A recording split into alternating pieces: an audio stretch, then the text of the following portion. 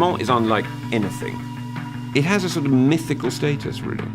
It's like Woodstock or something. It's sort of this carnival in the middle of nowhere in France, mixed with a sort of extraordinary car race.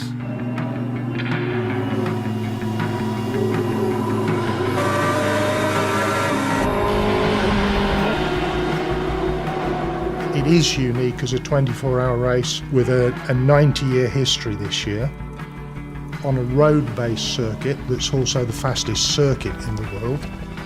The majority of the circuit is still on public roads.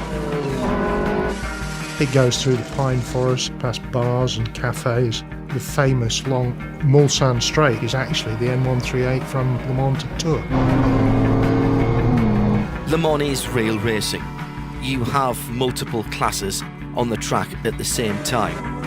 Every 8.5 miles you are having to pass people. And driving in the dark at 200 miles an hour plus, that's something that you just don't get in other motor races. It's like being a fighter pilot, looking out into this darkness, and you'll be watching the revs sitting there at 8,100, 8,200, 8,100. The locals call it Le Semaine Anglaise, the English week. Pretty much every year, 90 to 100,000 Brits make the trek down to the centre of France. It is a very English motor race, and it always has been.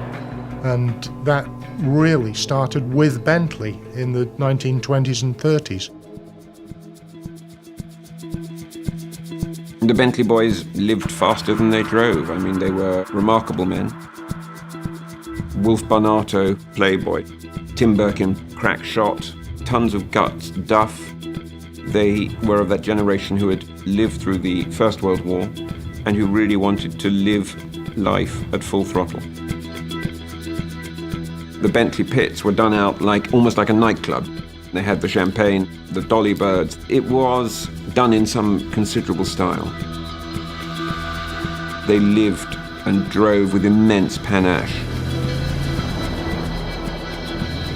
Le Mans was a challenge because it was the most demanding sporting event for motor cars in the world. WO was gripped by it. I was quite certain this was the best race I had ever seen.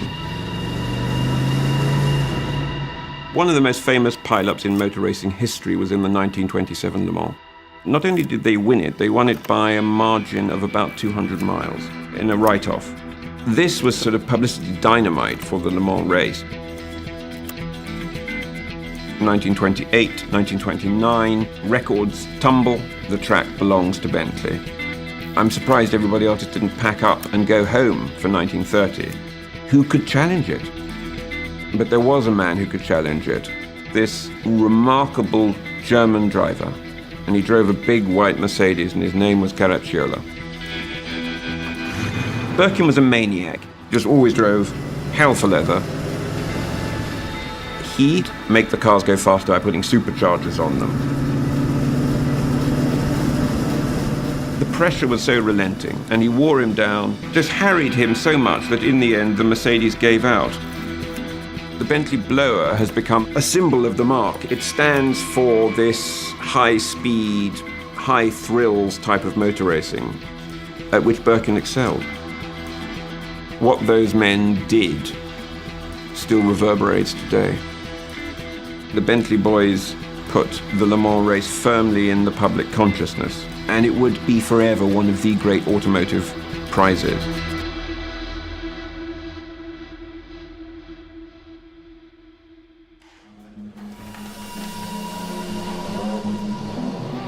There have been a lot of teams that have gone back to Le Mans after long breaks, but Bentley going back was unarguably one of the most popular returns ever. Audi was the team to beat. The last 3 wins were all Audi. They had a proven package, but the car felt right, the team felt great, and it was a Bentley 1-2 on the grid, so that was perfect. The cars accelerate across the line for the first time, the prototypes immediately breaking away from the rest of the field. The order is Bentley, Bentley, Audi, Audi. The number 7 car had as close to a perfect run as I think we'll ever see at Le Mans. checkered flag is dropped for Bentley's historic win at Le Mans. I'm just a lad from Yorkshire, and here I am at Le Mans in a Bentley winning the Le Mans race. You can't believe it. Bentley coming back and winning the race in 2003 was a significant return to motorsport for Bentley, for one of the great British marques.